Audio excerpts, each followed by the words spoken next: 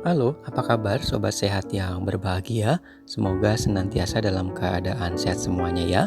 Apakah Anda pernah merasakan si kecil buah hati Anda mengamuk, merajuk, memukul, berteriak dan menyakiti orang-orang di sekitarnya, atau mungkin menangis berguling-guling saat sedang berada di tempat umum? Mungkin kejadian ini sempat membuat Anda malu. Nah, inilah yang biasa disebut dengan tantrum. Anak-anak pada usia balita atau di bawah 5 tahun kadang-kadang kita jumpai melakukan tantrum atau marah dengan agresif dan merajuk pada orang tuanya. Tak peduli di rumah, di tempat umum, seperti pusat perbelanjaan atau mal, bahkan saat sedang bersama dengan berkumpul atau menghabiskan waktu dengan keluarga besar, atau bahkan di tempat-tempat yang lainnya. Tantrum adalah perilaku anak yang menangis histeris hingga sulit ditenangkan.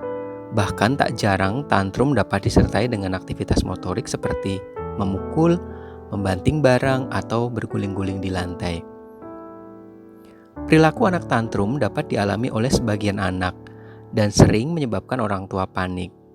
Bahkan tak jarang karena panik orang tua melakukan berbagai cara yang kurang tepat supaya anak diam dan tenang.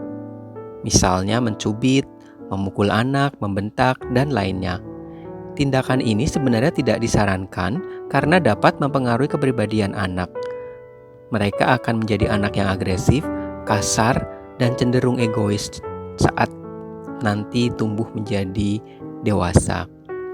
Menurut Dr. Michael Potegal, psikolog dari profesor dari Universitas Minnesota, menyatakan bahwa 85% anak balita pada usia 2-3 tahun pernah melakukan tindakan tantrum atau menangis histeris, bahkan sambil marah-marah.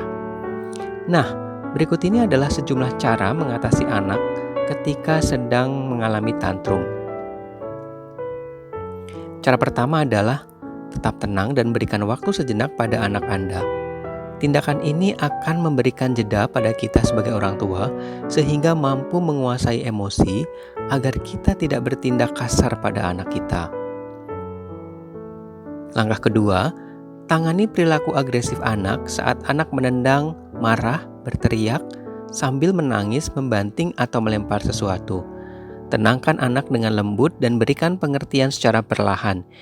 Nah, jika masih berteriak dan menangis, berikan waktu jeda sejenak pada anak kita sambil tetap mengawasinya. Ketiga, biarkan anak marah sejenak. Cara ini dirasakan memang bisa sedikit membantu karena anak-anak kadang ingin mengekspresikan rasa marahnya dan tingkat kekecewaannya, sebab keinginannya tidak bisa dipenuhi. Diamkan sejenak dan biarkan anak kita mengekspresikan emosinya untuk sesaat. Langkah keempat, alihkan perhatian anak. Dengan mengalihkan perhatian anak saat tantrum, akan menjadikan dia dapat terdistraksi dan mengurangi tantrumnya. Cara ini cukup efektif karena anak-anak biasanya mudah dialihkan perhatiannya dengan sesuatu yang menarik seperti misalnya balon warna-warni, orang-orang di sekitarnya yang melihatnya, atau mungkin kita bisa menyampaikan informasi-informasi lainnya. Kelima, peluk dan raih anak setelah mulai tenang. Usahakan jangan berkata kasar dan memukul anak pada saat itu. Usap perlahan air mata, jika perlu kecup keningnya. Mungkin bisa bertanya dan memvalidasi kemarahan ataupun kesedihan anak kita. Misalnya, "Oh, tadi adik kesal ya? Oh, adik sedih ya karena tidak boleh beli mainan di mall itu." Nah, cara ini akan sangat membantu meredakan emosi sang buah hati karena kita mencoba memvalidasi kesedihannya. Keenam, usai tenang dan sudah berada pada kondisi normal, cobalah beri pengertian padanya bahwa menangis di depan banyak orang, melempar barang, dan membentak-bentak adalah tindakan yang tidak terpuji dan tidak baik. Memberikan pemahaman pada anak pada kondisi normal akan jauh lebih mudah masuk pada kognitif ataupun pikiran mereka dan akan masuk pada memori mereka sehingga bisa diingat lebih baik dibandingkan saat mereka masih marah dan histeris. Perilaku tantrum sesungguhnya dapat dimaklumi karena pada usia 2-3 tahun, kemampuan bahasa dan psikomotorik anak masih belum optimal.